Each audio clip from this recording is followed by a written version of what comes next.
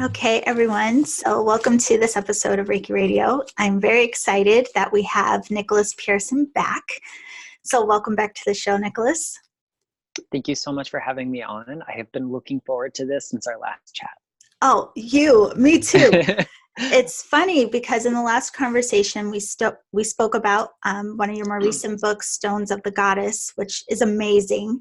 And I actually read this book prior to that one. And so this is what we're discussing today, Foundations of Reiki Ryoho, which is a manual of Shoden and Okuden.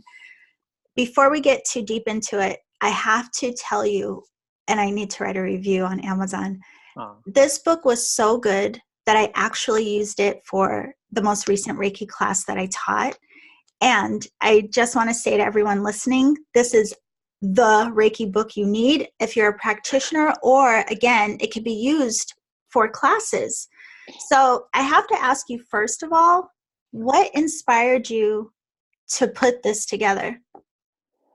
For exactly the reason you just mentioned. This is my classroom textbook. I'd been using other people's manuals, and there are lots of really wonderful ones out there, but they didn't necessarily reflect the content and the character of my own courses. So the whole foundation of the book began with a little handout that I would give my students on Biosen. And between experiential material and things that I learned in class and research I'd done, it was just so pivotal to the therapeutic context of Reiki that I wanted to give people additional stuff without making them go out and buy extra books. And then that gradually turned into more and more material, and the stack of papers got bigger, and it wasn't just about Biosen anymore. So Right. It finally occurred to me that maybe I should kind of pull back from teaching for a moment and focus on putting together the textbook I wish I'd had when I learned Reiki, so I can use that to give other people that experience when they learn Reiki. Let me tell you why I loved it so much. And I thank you for writing this book and taking the time to put all of this beautiful material together, because just in reading it, I thought, like, what a feat that must have been to compile this beautiful body of work. And, for a lot of us, there are different lineages and teachings within Reiki, and I've studied Western and traditional. So to see what you've included in this book is just amazing. And that's why I think everyone should read it. So I wanted to back up a little bit so that people who are practitioners or just curious about Reiki can be in on this conversation. So just starting with the word Reiki in of itself. Yeah. You have a beautiful definition and explaining the meaning of the word in the book. So could you share with us what Reiki means technically, but then also what it means to you? Sure. So, if we just type the word Reiki into Google, the first definition we're probably going to see is universal life force or universal life energy or something along those lines. And I think that's a really nice way of encapsulating the ki in Reiki, but it doesn't really talk about the Rei. So, ki is something that is a part of everyday speech in Japan. And it's the same character that we use in Chinese to write the word qi, which is like prana or life force, but it also means breath and mind and the essence and our spirit. It can imply something related to our mood. And ki is such an everyday expression that they do. There are many different kinds of ki. There's nin ki, the ki of people, which we call popularity. There's ten ki, the ki of the heavens. That's their word for weather. We have gen ki, your original energy, which is health. So ki is not some nebulous concept that only the woo-woo people talk about. It's everyday life in Japan. So naturally, if there's so many different expressions, so many different characteristics that ki can embody, we've got different forms of it. And so Reiki in particular is what we use in our modality, Reiki Ryoho, which means Reiki healing method, Reiki healing art. And Rei is a little bit harder to peg down. It is something that is numinous, something miraculous, something mysterious. If we use a Japanese to English or even Chinese to English translator, we're going to get words like miraculous, mysterious, soul, ghost, a funerary pyre or coffin.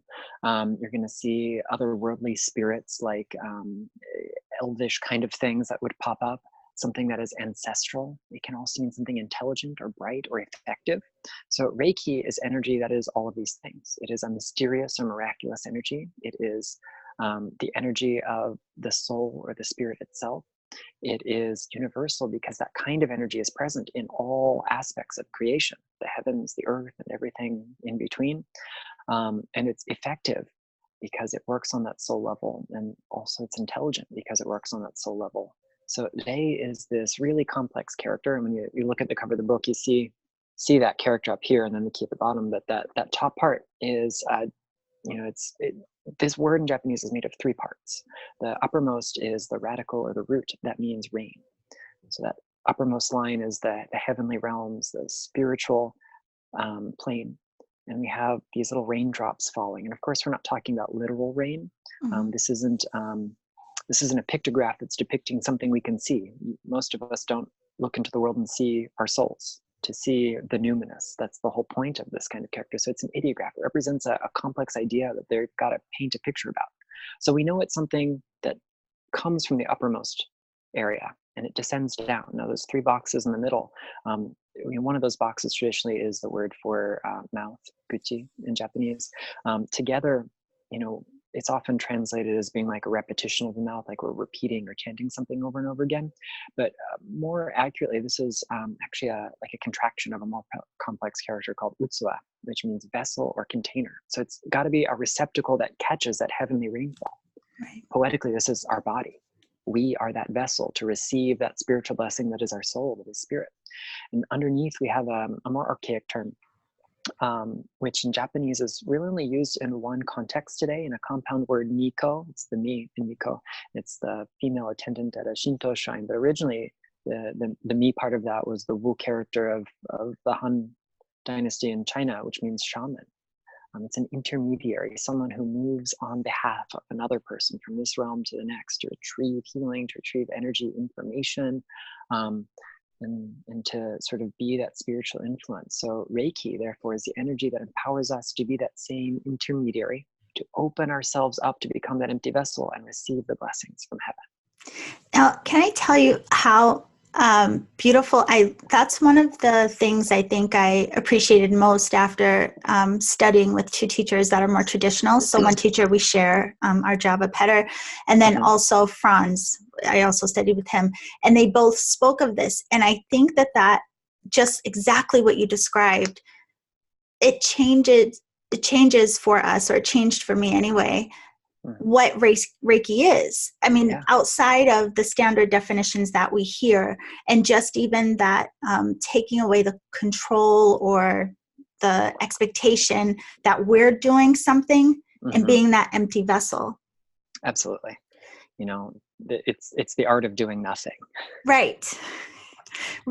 So I wanted to ask you as well, because again, in the book, you mentioned 4 teachers in the beginning. So I wanted to first have you share with everyone how you found Reiki, what drew you into this practice, and then even the benefit, if any, that you found in having multiple teachers. Yeah. My first teacher has since retired from teaching Reiki. She just gotten to that point in her life where that was the next chapter. As Patricia Williams, she initiated me into a style of Reiki that is propagated by the International Center for Reiki Training. So it's that Usui Tibetan style. And she herself was half Japanese. Her mother's from Okinawa. So she had this context that I think a lot of available teachers in the West didn't have. And she'd read all the available books on Reiki and done whatever supplemental research she could do. And I remember, apart from just the devotion and love that she had for Reiki, the thing that stuck with me most is how much time we spent talking about the Gokai in that first class, probably an hour or so. And she said, most Western Reiki teachers might give you a little piece of paper that says, here are the 5 principles, use them, and that's it. But we really went into it. She taught us how to say them in Japanese.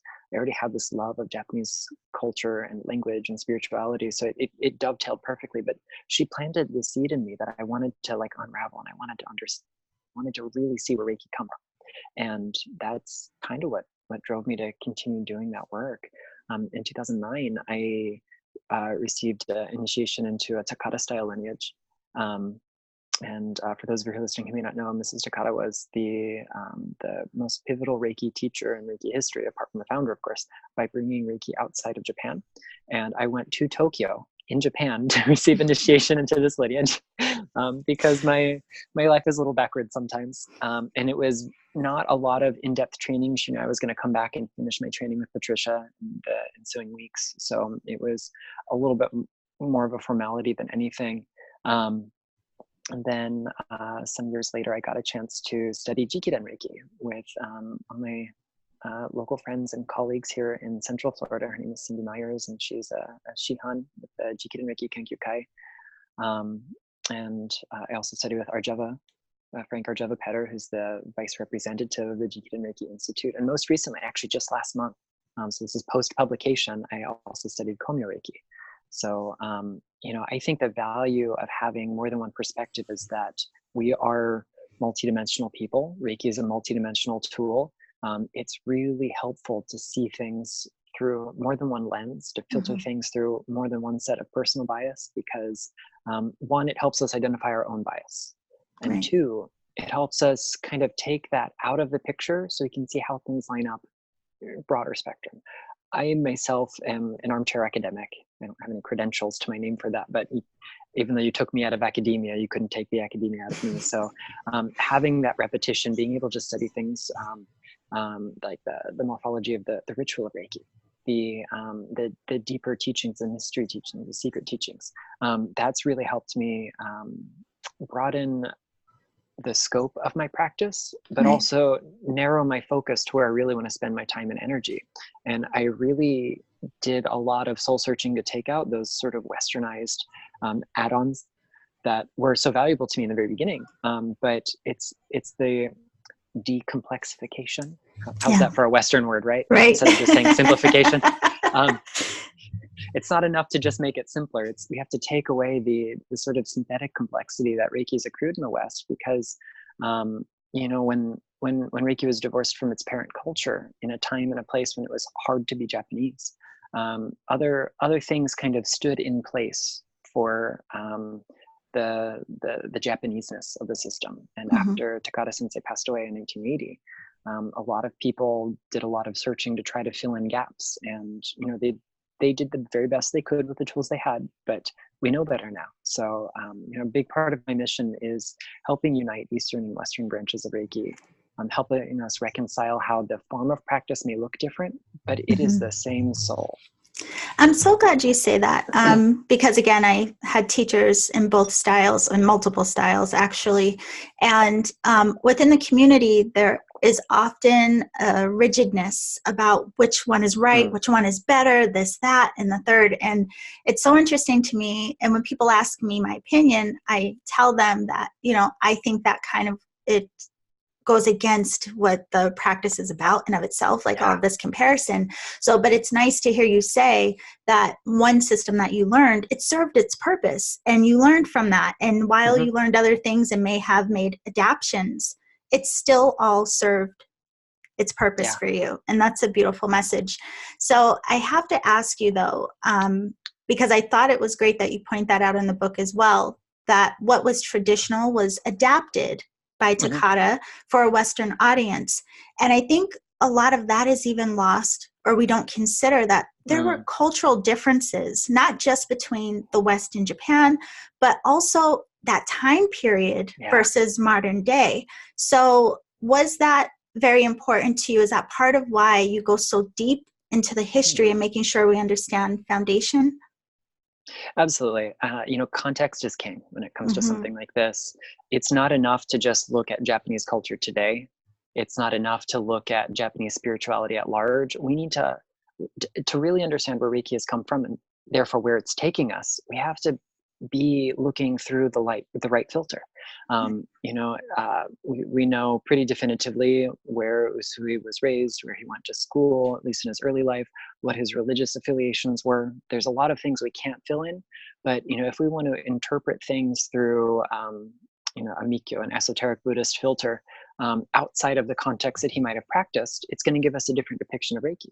If we want to use a different kind of linguistic interpretation of these terms. The Japanese language has simplified its writing system in the years since Usui was around and today. So, even modern day dictionaries can give us different meanings for the same characters, or write the characters in different ways that lose some of their linguistic and etymological associations. So getting to the heart of context is really important. And there's so many researchers out there who get a Japanese context, but it's not necessarily the context that Usui himself may have used. So I think the closer we get to that, the better it helps us understand the how and the why of what we do. It's not required that we practice the same form of Buddhism. It's not required that we engage in whatever other ascetic practices that he may or may not have done on that mountain. It's just helpful for us as human beings to understand another human being and that person's motivation if we kind of relate to his life in some way. Yeah, and you did a beautiful job with that. And I would recommend for anyone who is curious about the history or wants an updated version, because just as you show, people are continuing to learn about Usui's life and researching and digging and going to Japan and all of these things. So what you have in the book is a nice way for people to understand what's known so far. And I have to ask you about this because you kind of touched on it, the language, and how in some of the kanji and even modern or traditional languaging, some things have changed, just like what you mentioned with Reiki and the Rei having various translations, right? So this brings me to wanting to talk to you about the Gokai, which we sometimes call the precepts or the principles. I always say it's one of my favorite parts of the practice, right? And someone who is currently reading your book, she wanted me to let you know that it's one of the best Reiki books she's ever read. She's a listener of the podcast. And she specifically asked me to ask you about the Gokai. And she loved how you had all of the different translations in the book, various ones.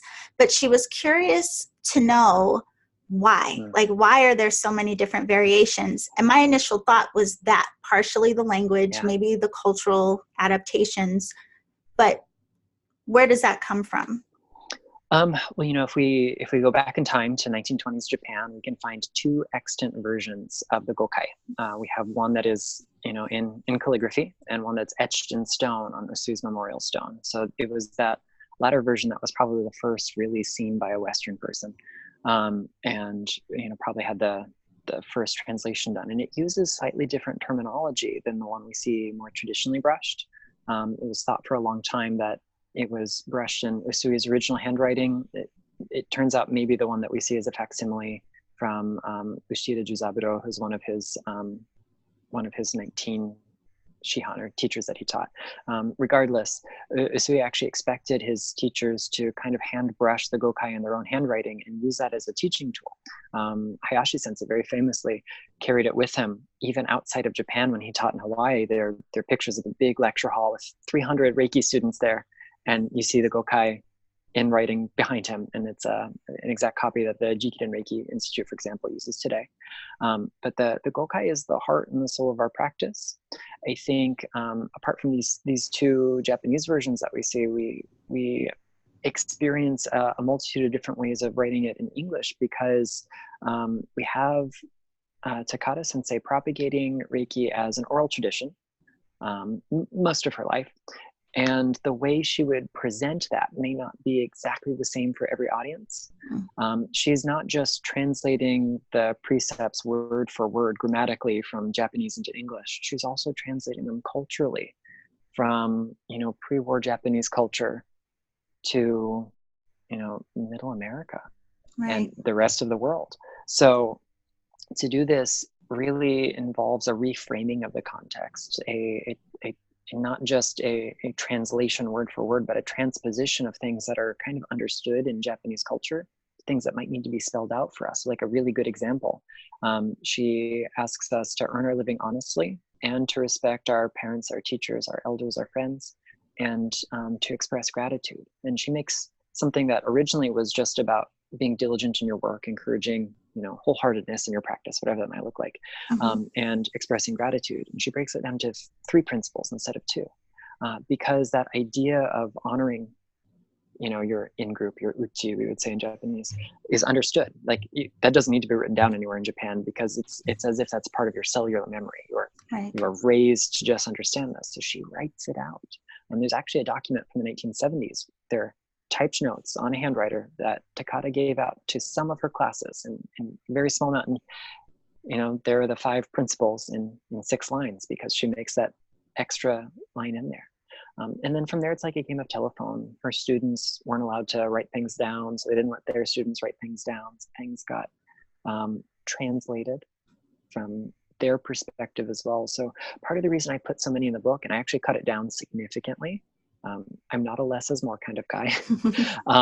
I chose these because they often come from either historic generations of Reiki practitioners and teachers, people who knew Takata, or people who've written some pretty influential texts, but also because it shows us just how personal the precepts become. It's not just a set of instructions we're supposed to blindly follow, but it's something we internalize. Right. And especially for speakers of languages other than Japanese, it may be really hard to make the Japanese principles personal. I tried really hard by breaking them down line by line in the book to help us really understand the ins and outs of what those characters mean.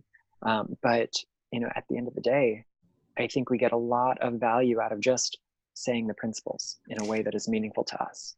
Yes, no, it's absolutely true. And it's funny that that's the line that you pointed out when I think of Gyo and be diligent, all the different ways that it's been translated. That was the one specifically that she was asking about. So I'm glad that you actually mentioned that.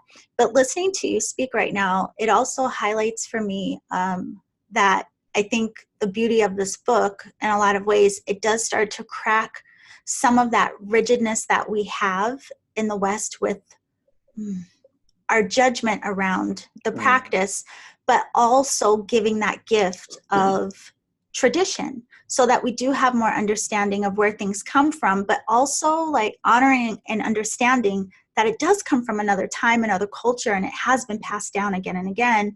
So do you see it? I feel like it kind of takes us out of so right, so wrong, and just honoring and respecting where it comes from. Yeah, that's the name of the game here. I mean, our practices will never look like what Usui taught his first generation of students. Enough time has gone by, and that was never written down. It was never documented. They didn't take detailed photographs. There was no, video recording done. So we just won't ever have the same practice. Yes. And there's a part of me that maybe mourns that. And there's another part of me that celebrates that, because, Reiki isn't about just Usui and his students in his era. Reiki is for us. Reiki is for the generations yet to come. Reiki is for the future. And it's going to not only help us evolve, but it will evolve with us. And that's the thing too. I liked reading what you wrote in the book, because you really highlight how it brings forward our true nature, right? Mm-hmm. And that's the beauty of the practice. And in a lot of ways, and I think it's partial excitement. We want to help everyone else. We want to, be of service out there. And oftentimes it's lost the work on the self, which is a big part. I mean, we could look at the Gokai and see that, right? But what have you personally learned, or what has changed within you? Anything you've realized through the practice? Oh, so much healing has come to my life via Reiki, and virtually all of the really important stuff has nothing to do with my physical body.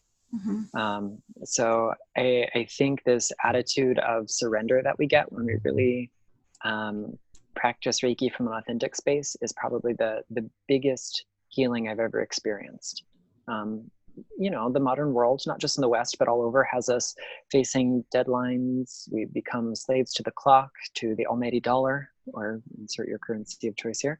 And we forget how to just be. And Reiki is an opportunity to just be.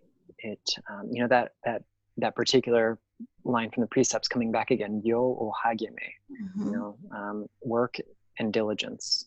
There's no verb in this sentence, if we call it that in Japanese. it's not about, earning an honest day living by clocking in and doing your job as best as you can and going home and starting over the next day. It's about working on yourself, working on your contribution to the world. It's about being as present as you can, which is often not by doing, but by being.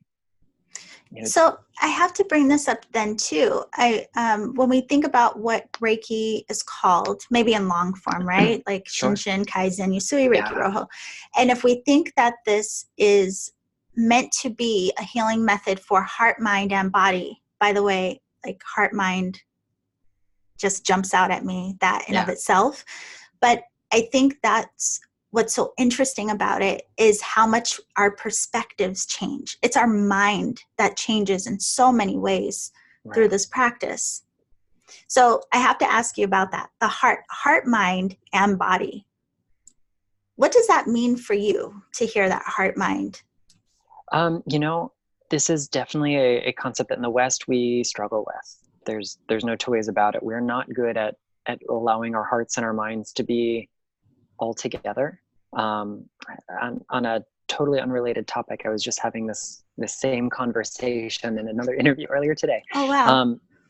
So this is something that I think is really important for us to address, especially as Western people. Mm-hmm. Now, in Japanese, we have one word that implies both our heart and our mind, and that's the metaphorical heart as well as our physical heart. It's called kokoro. It's also pronounced shin and kokoro and jin, and we can probably come up with a couple others if we look real hard, but it looks like this. So, kokoro. Originally, that was a pictograph of an actual physical organ of a heart. Once upon a time, it's evolved over time, like our own, Latin letters have. But kokoro is kind of, in a sense, the essence of our whole nature. So in the West, we keep heart and mind on separate boxes and separate shelves, and we only consult one at a time. But if we go to Japan or to China or to other places, we often see that there's no dichotomy here. The heart and the mind are one unified entity. So, the blessing here is that when we're in a space where we put the heart-mind unity first and foremost, we have to unlearn the behaviors that separate the different pieces of ourselves. We've learned to break down these walls, and we often do it with stillness. When we call the system, its formal title, as you mentioned in Japanese, is Shinshin Kaizen Usui Reiki Ryoho. So Shinshin means heart mind, it's the kokoro, and then the other shin means body. So Kaizen is to improve. So it's the Usui Reiki healing method for the improvement of our heart mind and our physical body, but that heart mind comes first.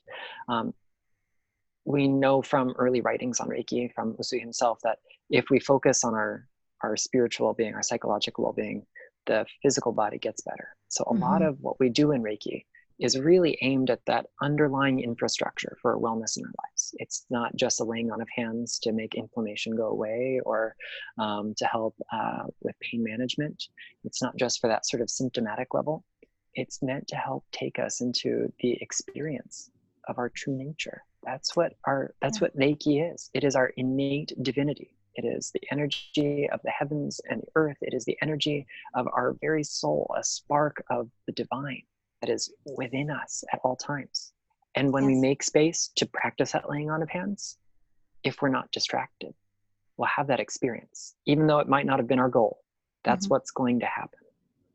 Hearing you say that, it reminds me, I always say when people ask me what helped me trust my practice, and I say this is very true, is it finally clicked when I stopped trying. Because initially I was trying to do Reiki. And I will never forget this one session. I was frustrated with not trusting and trying so hard. And I literally went in like, I don't care. Like, I just don't care. And I put my hands on the person, completely detached from the situation. And that's where I had the most amazing, beautiful experience. And that taught me really about being the empty vessel. I couldn't get in the way, which I was trying to do. Yeah.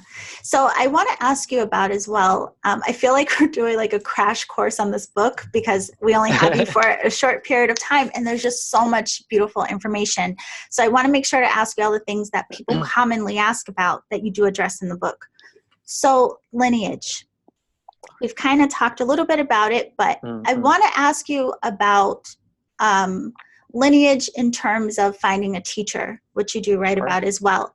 This is a big question. People want to make sure they're taking the right Reiki. So what is your thoughts about this? You know, I do my best to live and practice the politically correct answer, which is there are so many different systems and styles of Reiki out there because there's so many different human beings, and the right person will be drawn to the right practice. You know, that being said, there are a lot of things that no longer resemble Reiki that still have that title attached to them. And that always makes me feel a little uncomfortable. But you know, that's for someone else to figure out. That's not my practice, so I don't have to really spend time there. But you know, if you are looking for a Reiki teacher, and you know, I would first take inventory of what's important to you in a spiritual teacher, because you know, Reiki is a spiritual practice. Yes, it's a therapeutic practice as well. But so what are qualities that you would want to have in a spiritual teacher? What are principles you would like to see them embodying in everyday life? What kind of form of practice resonates with you? Do you want something that's real loose and unstructured, or do you want something that's a little bit more formal and rigid? Some people do really well with structure. So there are practices that will support all of those things. I think it's always good to do your research. You know, if you can find reviews of teachers, if you can chat with their students, if you can come to a Reiki circle or share that they offer to the public, those are great ways to get acquainted with their form of practice. But, you know, at the end of the day, Reiki is the real teacher. Your lineage does not make you a better or worse Reiki practitioner. You know, having 6 people in your lineage does not make you a more effective healer than having 60 people in your lineage. Right. It is not by lineage alone that we are better or worse than. It is only by practice. So at the end of the day, we show up for class, we receive initiation, we learn a form of practice. Devote yourself to that form of practice, and it will serve you. And if there's something open, it really does. And maybe you're going to find that not every Reiki class, not every way of presenting Reiki will fit in with your personal worldview, or maybe with the historical context that we have now about Reiki. Right. It's okay to do your own research. It's okay to adjust what you've learned to meet the knowledge that we have available to us now. It's totally acceptable to learn Reiki from someone else too. I think maybe 85% of the students I have already taken Reiki one way or another at some point in their life. And, you know, whether it's a refresher or a total relearn for them, I see value in repetition, and in, you know, most of the traditional arts in Japan, you repeat things a lot. Yes. Yeah. And, you know, that's something I enjoy. Like one of two of my teachers, Arjava and Franz, both were here this year, and I resat both classes because of the same thing. Yeah. And I think we have to get out of a lot of ways, like our Western idea of it means you don't know if you continue to practice, or it like is if, you know, you're not good enough, or it shows something, a negative light, if you're continuing to deepen your practice. But with that said, it does crack you open. And so I agree with you.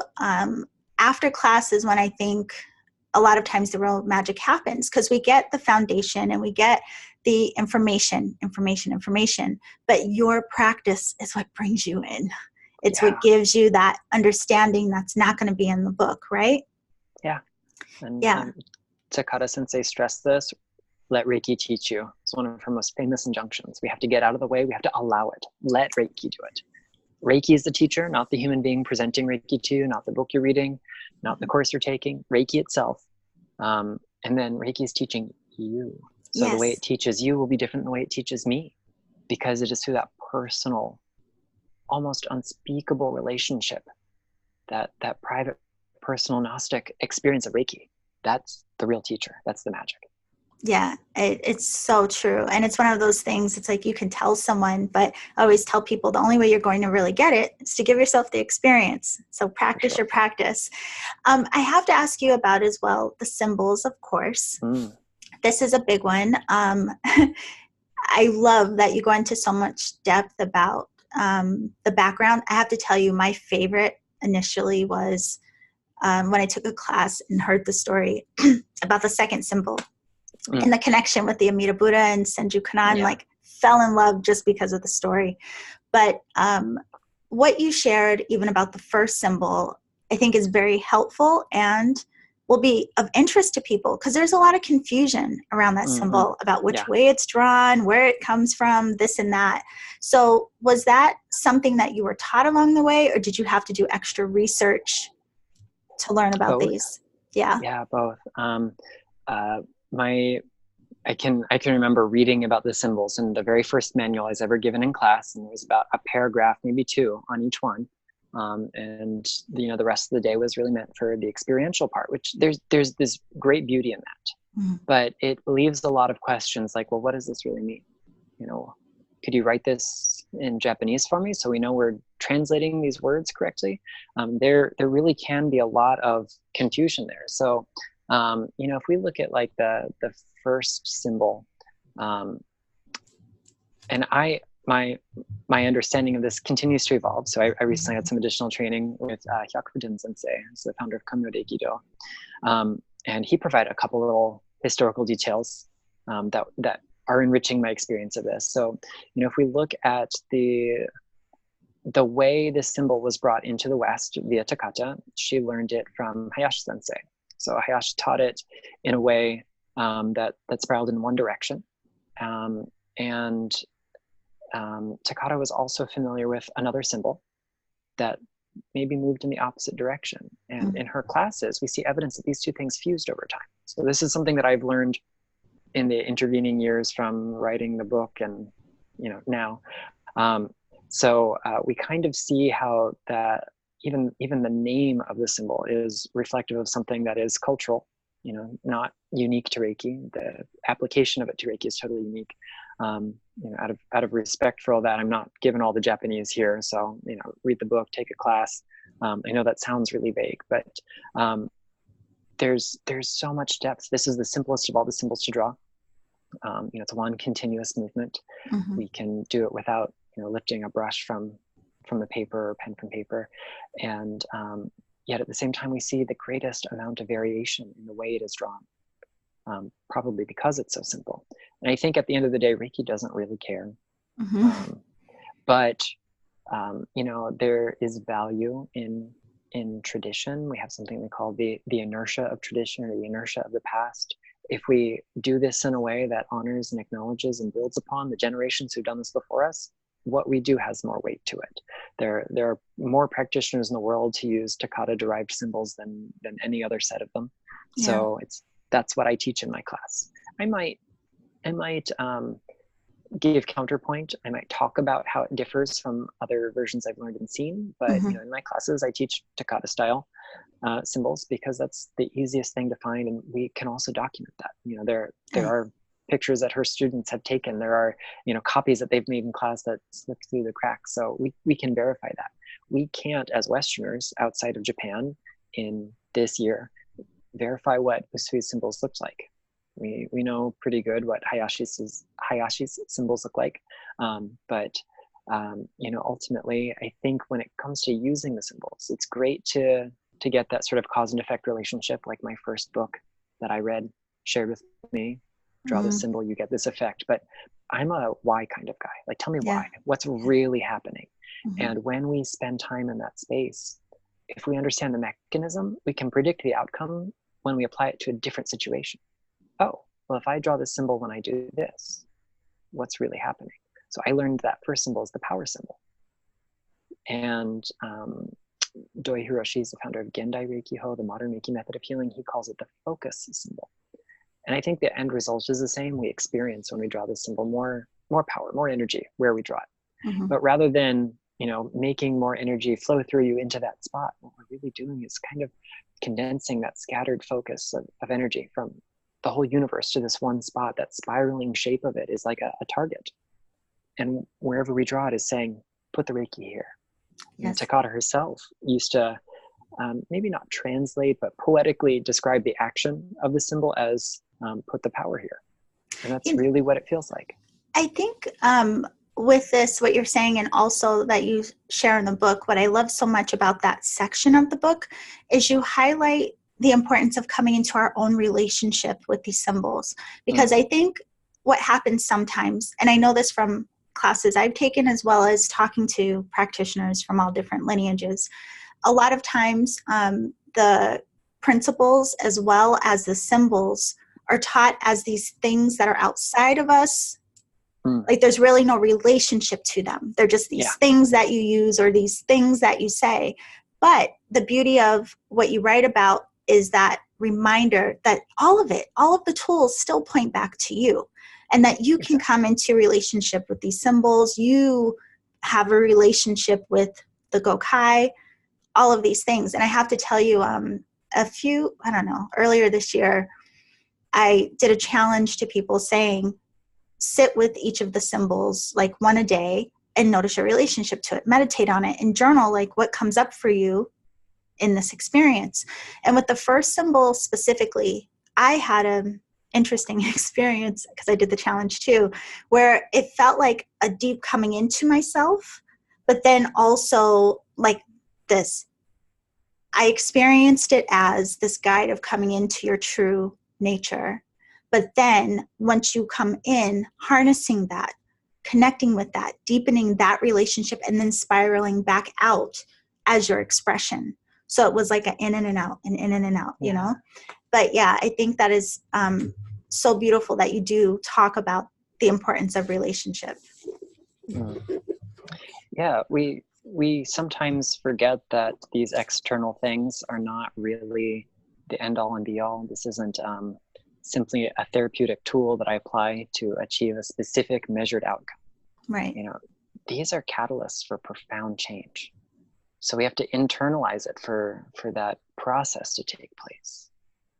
Well, I don't want to go all over the place because, again, I mean, there's so much in this book.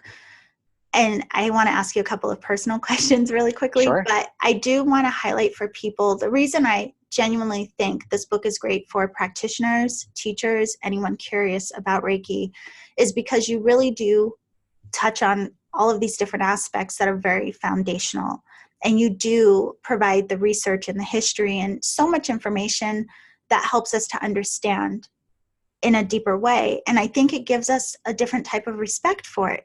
Like even you talking about explaining like Kotodama and breaking down the Gokai, no matter what lineage you've studied, whether you learned it or not, it's going to be in this book, and this will help you with your practice. So genuinely get this book. I'm going to put a link. I'm going to put a link for it in the show description. So I have to ask you though, you are a practitioner and a teacher. Is that right? Yeah. So what about the practice made you come to the space of like wanting to share? Why Reiki? Oh man. So I grew up with a pretty severe anxiety and panic disorder. And I tried so many different ways to manage that. I took the conventional allopathic medical route. I was seeing counselors and therapists. I was doing other things that you're supposed to do, especially as a young person when you don't have all the wisdom yet. And at the same time, I was using my more holistic methods to manage things along the side. And there were a lot of really great tools. But the one that changed my life in no uncertain terms was Reiki. And I remember the first time when I started to feel that familiar rise of anxiety kind of burbling up from deep within me. I just placed my palms, heart, and right under my rib cage and my solar plexus, like my favorite default place to give myself Reiki, specifically because of this experience. And it was like it was like taking a pot of boiling water, or just about to boil water, off of a hot stove. And the bubbles kind of receded, and it was just calm. And that experience of being able to do that with my bare hands without needing a particular gemstone, a flower essence, a homeopathic remedy, having to pop a pill, like I didn't need any of those things. It was within me. And I wanted other people to realize that they didn't need all those external tools as well. I mean, yes, we require the training. We've got the other tools in the toolbox of Reiki, but once you're handed over that box, you don't need anything else. Everything we need to practice a system of Reiki we receive in our first class. Everything else makes it easier. We don't require the symbols to do a good job of Reiki. We don't require the ability to pass on initiations to others. We don't require the ability to do the Gyoho, the self-development exercises. It's all right here. And that stillness we get from laying on of hands, maybe from reflecting on the Gokai. And that's it. So it affected my life so profoundly. I went from, an average day was 15 or 20 anxiety attacks, panic attacks, to 5 or fewer a year for many years. Wow. Which is a really significant decrease. It wasn't all Reiki, but Reiki was a big part of it. Right. That's life-changing. That was like, I got control of my life for the first time ever. And it was just immense. So that's why I want to share that. I think that's something you said in the book, and I wrote it down because I thought it was so beautiful. I think you mentioned that's what Reiki was to you. It was something that helped you regain or gain control of your life. Yeah. Yeah. And it's the opposite of the way we try to control our lives in Western culture, which is grabbing things by the reins and forcing it to go the way you want. I'm going to power through this. It's control through surrender. It's the opposite of what we are instinctively trying to do. Right.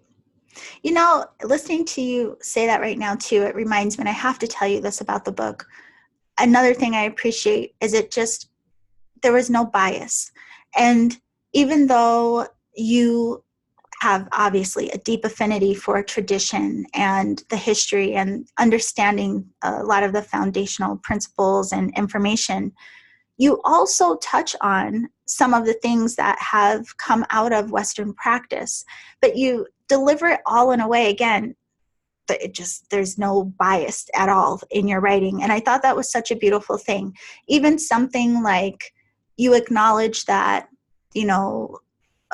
working on the chakra system maybe wasn't part of traditional Reiki practice, but you also point to where there may have been a practice of working on the dandian, the lower, upper, and middle. But then at the back of the book, you also go into detail, like the energies of the different chakras. So it's such a beautiful book, again, for any lineage. I mean, no matter what you practice, just understanding the practice from a modern lens, but also understanding how that modern lens came to be. It's gorgeous. Thank you. No, thank you. Because I have to tell you, Nicholas, the truth is, with everything that I've studied over time, I was looking for this. Like, this is the book I was looking for. And I got really frustrated and wanted to create a manual as well. But listen, I don't have this kind of patience, nor would I have done it so beautifully. I mean, this is just so beautifully done. So when I tell you, I deeply appreciate it, like you can't imagine. I love this book for multiple reasons. Thank you. That means the world to me.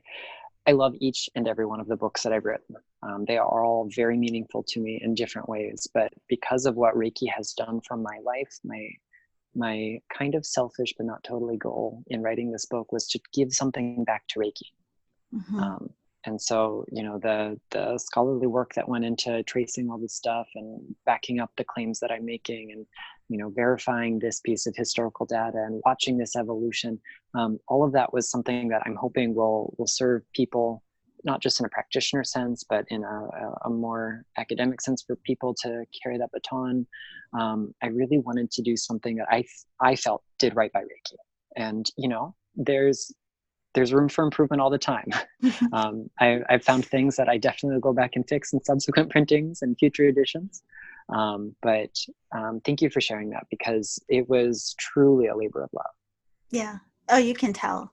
I mean, but quite frankly, I mean, your first, well, not the first book, but the first or the other book of yours that I read, Stone of the Goddess, just as gorgeous. I mean, obviously, this is a gift of yours to author books, clearly. So I am so appreciative for this one, obviously, because of, personal interest. And one last thing I have to ask you before we let you go, the subject of initiation and attunement. Two things. The woman who emailed me about your book she said that you gave the most beautiful description of how Reiki works. And I agree. But I also found it very helpful, the way that you explain initiation and attunement, because there's a lot of question and confusion around this. And a lot of people wonder, like, does it matter if you're in person, if it's remote? You address all of that, and it's beautifully done.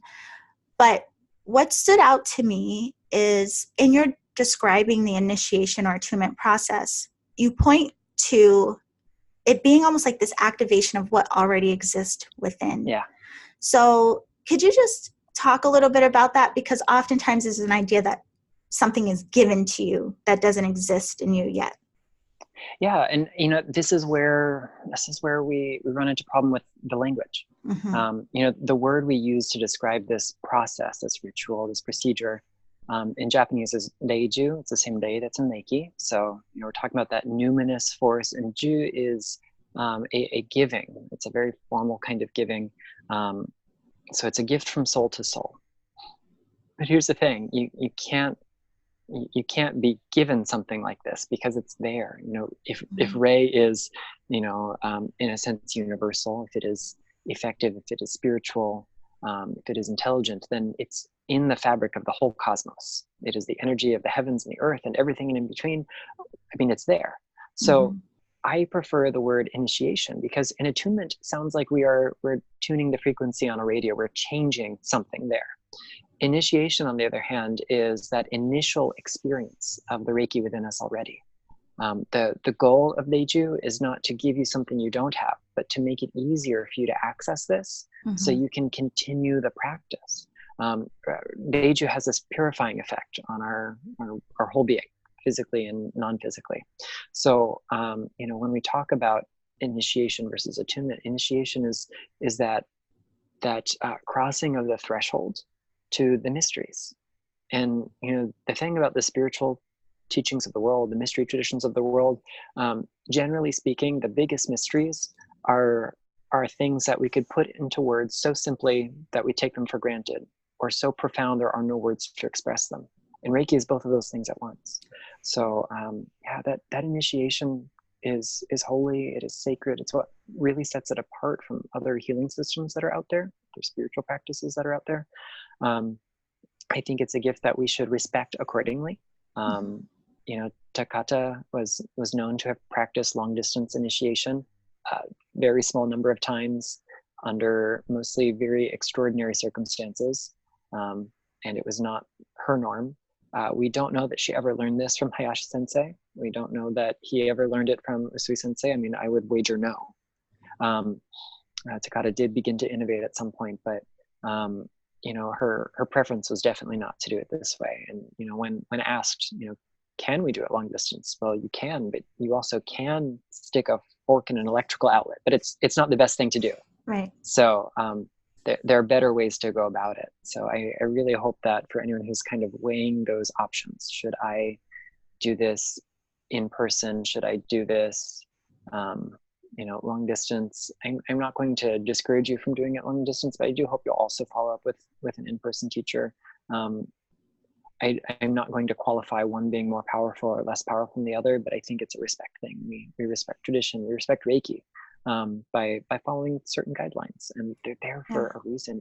It's a mysterious thing. It happens soul to soul. It doesn't happen screen to screen. And that's the thing too. I think you hit it.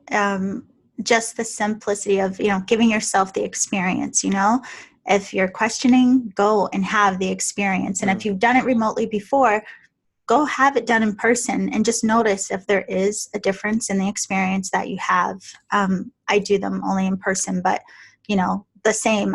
I believe, yes, they can be done remotely, but for me personally, it's a sacred kind of, it's a whole exchange of, like love and togetherness and connection. And so I like to do it in person, but I always say, have the experience and make your own decision. One thing I wanted to ask you as well, because, a big thing that has come up for me lately is talking about our experiences in practical ways. And I think it's so important now because, in some circles, Reiki is considered still this woo-woo thing. But just like when you speak about how it helped you in your life, for me, I was brought to it to overcome anxiety and stress. I mean, you can't get any more practical than that, right? And I think it's important for all of us to start sharing how this work supports us, what we learn, what we experience in very practical ways so that it's understood that it's for all of us. It's not just for, people considered woo-woo, right? Right. Yeah, so I wanted to ask you that to end with this. For anyone who is curious about Reiki or anyone already practicing, do you have any suggestions for them or words of wisdom, or what would you say? I mean, Reiki is the real teacher. So if you're already a practitioner, keep doing the good work, show up, do the practice. If you feel like Reiki is not getting you far enough, do more Reiki. If life is too busy for Reiki, do Reiki anyway. And if you are interested in learning more about the practice, whether, as a prospective student or someone who's looking for, some sort of integrative treatment that they can use, give it a try, visit a community kind of Reiki circle, do something where you can kind of have that informal introduction to Reiki and then kind of go from there and repeat it. We don't get unwell in a day, so we don't get better in a day. Many times the deepest healing that we have is at the spiritual level. And these are the kinds of patterns that we have spent our whole life building, or depending on your perspective, many lifetimes building. Right. So we don't generally shift that in a 10-minute Reiki session. We don't see the change take place before our eyes for the things that are that long-standing. We do see it take place before our eyes, but not all at once. Yes. And so just be with it. I think even when we are not practitioners, we can take the wisdom that Usui gave us in terms of the Gokai. We can look at the spiritual teachings underneath the structure of Reiki, even if we don't use the first symbol. If we're not a Reiki practitioner, we can learn the wisdom of like what the expression of its name means, where its shape comes from. We can apply that kind of wisdom to our lives. So I genuinely believe that Usui's goal is to make Reiki for everyone. It is not a religion. You don't have to be a Buddhist or Shinto or Taoist or Christian or Muslim or anything. You can be nothing at all and still receive the benefit that Reiki gives us. And of course, we've got that woo spiritual kind of element, but we are spiritual beings and we've got this physical body we walk around in all day. So our job is to ground that into the everyday. We have to use the practice. We have to not just, aim for it being therapeutic and clinical, but, those are things we can do with it and we can measure that. So beautiful. And you reminded me as well, I want to tell people, I've said 10 times, get the book, but really get this book. But there's a section where you talk about the healing crisis, which I think is something not all practitioners should read, even just that section alone. Again, beautifully done. And thank you for putting this together and all the work that you do. Speaking of which, I follow you on Facebook and see you are doing a lot of beautiful work out in this world. I mean, you're lecturing, you go to Reiki conferences, you're teaching crystal classes. I don't know how you have the time to write these books, but oh my God. At the moment I'm not writing, so that's it, all things in balance. Off and on. Okay. So I want to make sure everybody knows, though, if they want to catch up with you, learn more about crystals, go deeper into Reiki, study with you, have sessions, how can we find you? I'm working on improving the functionality of my website. You can go to that. It's theluminouspearl.com. You can send me a message. Right now, it doesn't host a lot other than a contact form and some info in my books. But you can also find me on Instagram and Facebook, The Luminous Pearl. Yeah, monothematic here, so I'm easy to find. You can check out my publisher's website, which is innertraditions.com. They'll have links to interviews that I've done. Generally, we try to keep some forthcoming events up there as well. And then my Amazon author page for the moment also has some events on it, but I think if you Google me, I turn up, so you'll find me. Send me a message. I'll let you know where I'm going to be and what I'm going to be doing. If we've got any Reiki practitioners that are going to be in the Northeast, I will be the keynote speaker for the Vermont Reiki Association's annual conference this year, and that's going to be in early October. So you can check out the VRA's website and check out their conference. And we are going to have a Reiki play day together. We're not just going to talk about this in a theoretical sense. We're going to do the practices and come together as a community. I love that. So I'm going to make sure that I post the links to all of this, how to contact you, but also definitely the link to this Reiki conference, as we do have a lot of listeners in the Northeast. So I wish I could be there, but I'll be here for Raven is coming to San Diego. I know. Yeah. Please give her a hug for me. Absolutely. We'll hug each other for you. Sounds good. Yeah. So Nicholas, I can't thank you enough for being here. Again, thank you so much for this book. It is a gift. You should know this book is an absolute gift to all practitioners. So thank you. And for everyone else, thank you for joining us. Be sure to go into the show description to connect with Nicholas.